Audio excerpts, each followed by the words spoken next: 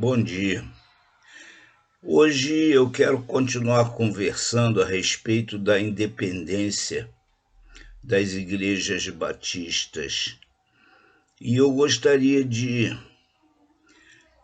conversarmos um pouco sobre os motivos pelos quais nós somos independentes e por que devemos manter essa nossa independência. Nós temos observado que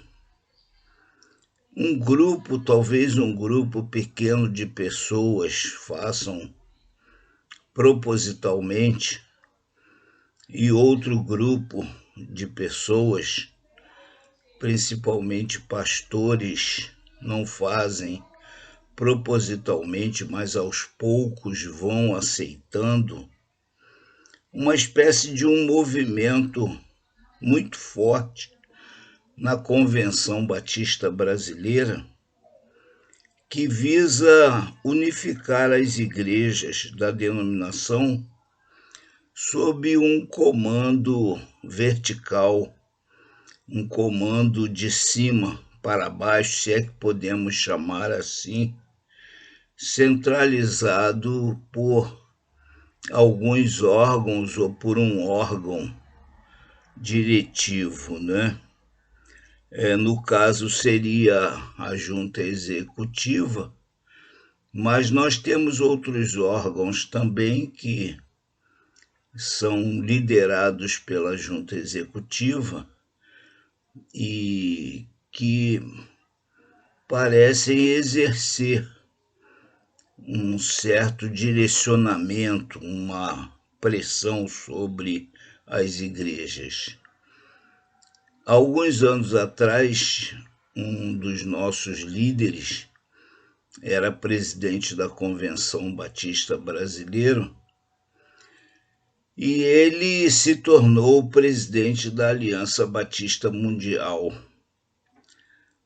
Depois até queremos falar um pouco em um vídeo sobre esta aliança. Ele se tornou presidente da Aliança Batista Mundial. E conversando conosco, um grupo de pastores que convivíamos bastante com ele narrando a respeito do encontro que teve com o Papa,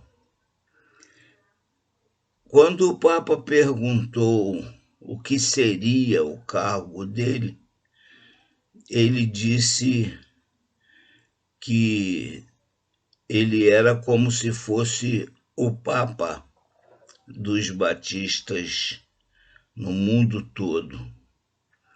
Vejam como já existia uma ideia assim de um comando único. E isso parece que vem crescendo há bastante tempo. Nesse movimento, nós observamos uma influência acadêmica muito forte e também uma influência administrativa. E essa influência vem de órgãos diretivos e de centros acadêmicos e são compostos por juntas executivas nacional e estaduais, seminários denominacionais e ordem de pastores nacional e também regionais.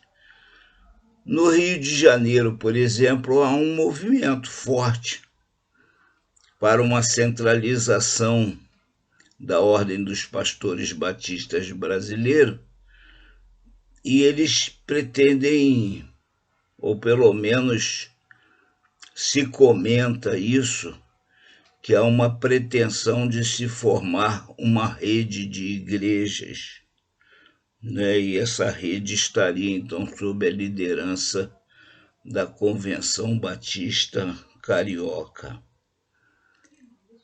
Esse trabalho é insistente, né? E isso formaria um sistema religioso e as igrejas deixariam de ter a sua independência. Houve também, há alguns anos atrás, uma distribuição de uma sugestão de estatuto para as igrejas batistas. E vários pastores, vários obreiros começaram a usar aquele estatuto e fazer modificações em seus estatutos, como se aquilo ali fosse o Estatuto Batista.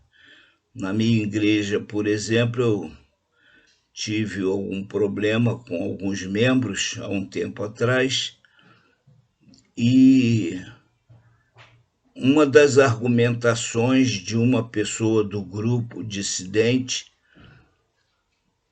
foi que o Estatuto Batista determinava isto ou aquilo. Eu mostrei a eles que não existia o Estatuto Batista, que cada igreja tem o seu estatuto independentemente. Mas há uma sugestão ali naquele projeto e existem alguns itens que terminam vinculando a igreja à junta executiva da Convenção Batista Brasileira. E é bom que os pastores tenham cuidado com isso, né? Mas, voltando aqui a nosso pensamento, nossa linha de raciocínio, se houver essa unificação de um comando único, então os batistas serão um sistema religioso e estarão deixando a sua origem. Por que os batistas insistem tanto nessa independência da igreja? Primeiramente, porque a independência das igrejas é bíblica. Nós temos alguns episódios e alguns textos no Novo Testamento que indicam isso. Tem, por exemplo, o episódio do envio de Paulo e Barnabé à igreja de Jerusalém, isto pela igreja de Antioquia, para que fosse resolvido um problema que se configurou lá em Antioquia, que foi a intromissão dos judaizantes naquela igreja, que era composta principalmente de gentios, e os judaizantes queriam que aqueles irmãos se circuncidassem e que se tornassem obedientes à lei de Moisés. E diziam que isto seria o único meio deles serem salvos. Nós encontramos lá em Atos, capítulo 15, esse registro. Eles foram a Jerusalém, houve uma assembleia, o apóstolo Pedro tomou a palavra e fez uma defesa dos gentios. Ele já tinha passado pela experiência com Cornélio e ele fez uma defesa dos gentios. E mediante a defesa do apóstolo Pedro, os apóstolos e os anciãos lá na igreja de Jerusalém, juntamente com a igreja, decidiram que eles não podiam interferir na igreja de Antioquia e resolveram enviar somente algumas recomendações. E eles escrevem então à igreja de Antioquia o seguinte: na verdade, pareceu bem ao Espírito Santo e a nós não vos impor mais encargo algum. A igreja reconheceu então que não podia impor nenhum encargo à igreja de Antioquia. Não poderia impor nenhum encargo à igreja de Antioquia. As igrejas eram independentes. Nós ainda encontramos também no livro de Atos que as igrejas eram organizadas independentemente. Os apóstolos, os que fugiam de Jerusalém e iam anunciando o evangelho por onde passavam, iam organizando igrejas. Os apóstolos viajavam, organizavam as igrejas. O apóstolo Paulo talvez tenha sido o que mais organizou igrejas, mas todas as igrejas eram independentes. Não foi criado um órgão diretivo daquelas igrejas que estabelecesse critérios, que estabelecesse ordens. Não existia isso. Além disso, nós encontramos também as cartas às igrejas, que demonstram essa independência. As cartas eram escritas a igrejas em particular. É claro que aquelas igrejas faziam cópias do que recebiam e enviavam a outras igrejas num trabalho de cooperação, mas não em um trabalho de obrigação. Mas a carta aos Romanos foi escrita à igreja de Roma. A carta aos Coríntios foi escrita à igreja de Corinto. A carta aos Efésios foi escrita à igreja de Éfeso. A carta aos Gálatas foi escrita às igrejas da Galácia, daquela região. Então, demonstra uma independência. E, finalmente, nós temos o registro das cartas do Apocalipse, que são cartas enviadas a igrejas independentes, cada uma com as suas características, cada uma com as suas dificuldades, cada uma com as suas virtudes, mas eram igrejas independentes e não igrejas reunidas em um grupo, em um sistema. Então, é bíblico que a igreja de Cristo seja independente. E as igrejas batistas, e aí vem o outro motivo, as igrejas batistas surgiram e subsistiram baseando o seu comportamento, as suas regras, a sua prática de vida cristã, somente na Bíblia. Ora, se na Bíblia as igrejas eram independentes, então as igrejas batistas também eram independentes. Há uma referência à primeira igreja batista que surgiu, e ela surgiu como uma congregação na Inglaterra.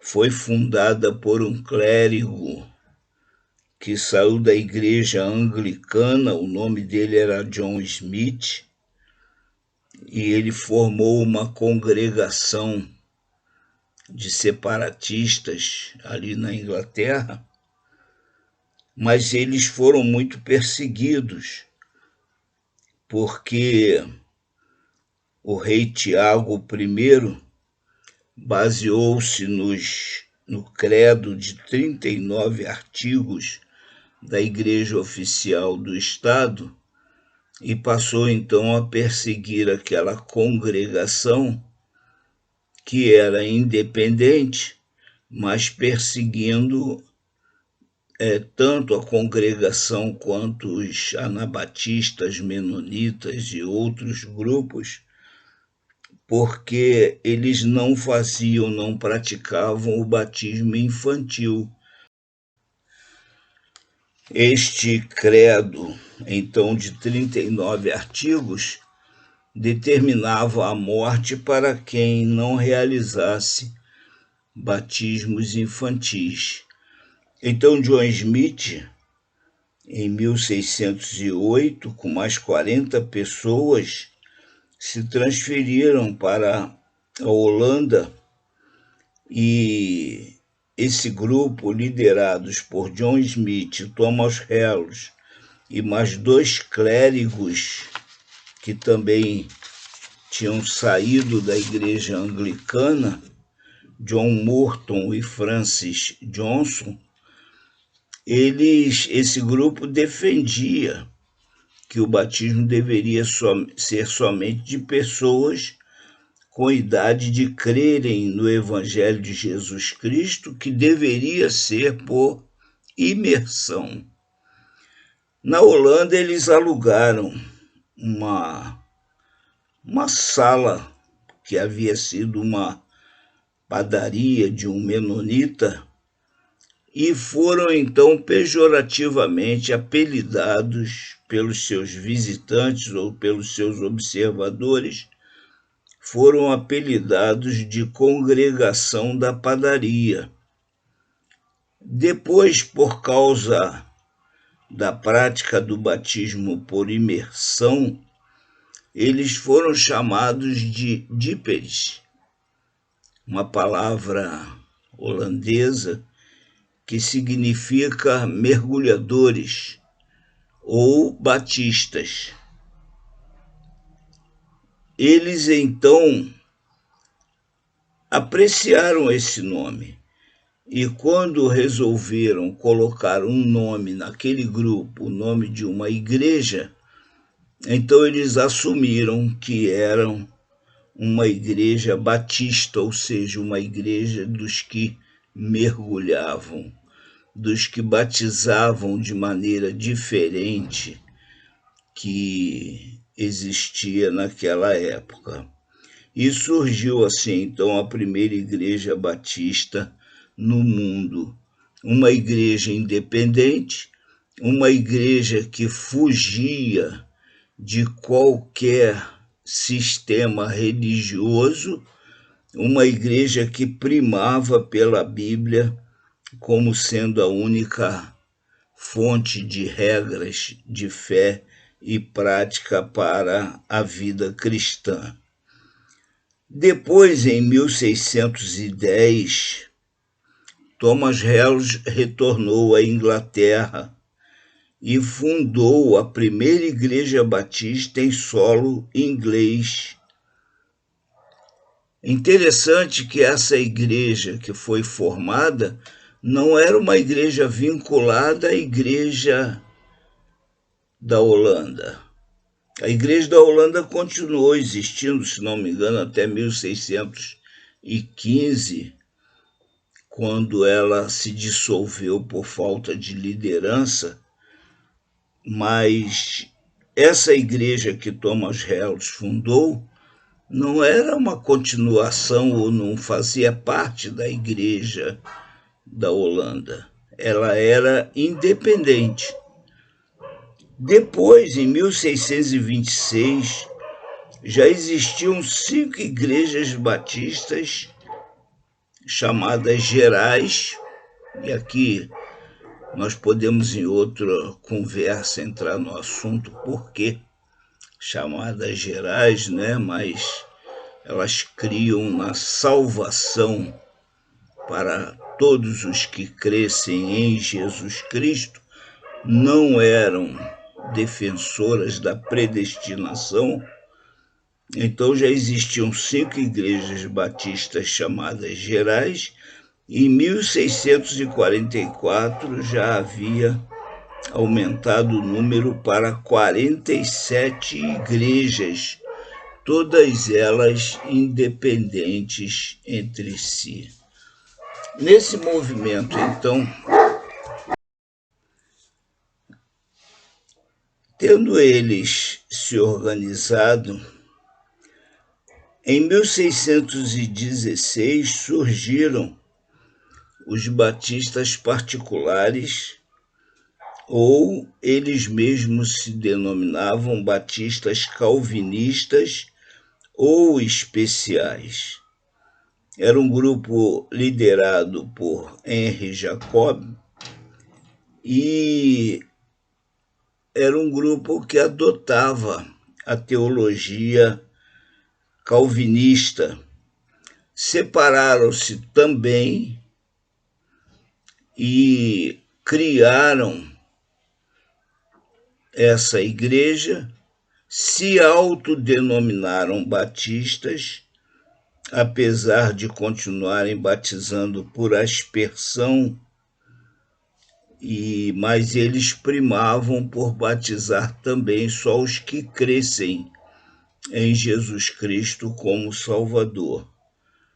E eles também começaram a crescer e a se formar como igrejas independentes. Depois eles vieram para as colônias americanas. Nas colônias americanas foram se estabelecendo como igrejas, sempre igrejas independentes, e até que surgiu a primeira convenção batista no sul dos Estados Unidos, que era uma reunião de igrejas, um esforço comum de igrejas para a manutenção da obra missionária no mundo todo. O motivo de surgir um órgão não diretivo, mas um órgão de aglutinação das igrejas com o objetivo específico de pregar o evangelho por todo o mundo, ou seja, angariar fundos, administrar os missionários. Então esse foi o motivo da formação da primeira convenção batista nos Estados Unidos, né? Bom, colocamos aí então motivos bíblicos e motivos históricos para defendermos a nossa independência. Agora, qual é a vantagem de sermos independentes? A vantagem, irmãos, é que em um sistema religioso com uma direção vertical, de cima para baixo, se um grupo que estiver no comando da denominação errar, e isso pode acontecer, todas as igrejas serão levadas ao erro. Esse é o grande perigo. Historicamente, nós temos visto isso. Nós temos visto isso com as igrejas reformadas. As igrejas reformadas têm os seus órgãos diretivos. Nós vimos agora há pouco tempo uma igreja que surgiu na Reforma. Nós vimos aquela igreja, uma ala da igreja, aceitando pastores homossexuais. Nós vimos coisas assim, temos visto verdadeiras aberrações completamente fora das Escrituras, e as igrejas que são ligadas àquele órgão diretivo são obrigadas a aceitar aquilo. ou então tem que sair e formar as suas igrejas independentes. Então, irmãos, nós só temos subsistido como igrejas que têm realmente a Bíblia como única fonte de regra e prática da vida cristã. Nós só temos subsistido assim porque somos independentes. Então, cada pastor, é claro que existem pastores que também fogem do caminho e acabam deixando suas igrejas ou conduzindo suas igrejas por caminhos errados, mas é uma minoria. A maioria dos pastores batistas tem a Bíblia, tem como conduzir as suas igrejas pelo caminho correto. E se um órgão acima, que eles consideram acima das igrejas, né, cair ou entrar num desvio, isso não significa que toda a denominação vai entrar também no desvio. Nós temos visto aí a teologia liberal entrando nos seminários. A teologia liberal entrou na nossa editora quando tínhamos uma editora, mas as igrejas permanecem firmes, porque as igrejas escolhem a sua literatura, as igrejas, os pastores lideram as suas igrejas, usam as escrituras, aplicam as escrituras às suas igrejas, e é assim que nós precisamos nos manter, irmãos. Então, se não queremos cair, se não queremos perder a nossa característica de igrejas de Cristo, que se pautam somente na Bíblia, principalmente no Novo Testamento, para a sua existência, então nós precisamos continuar sendo independentes.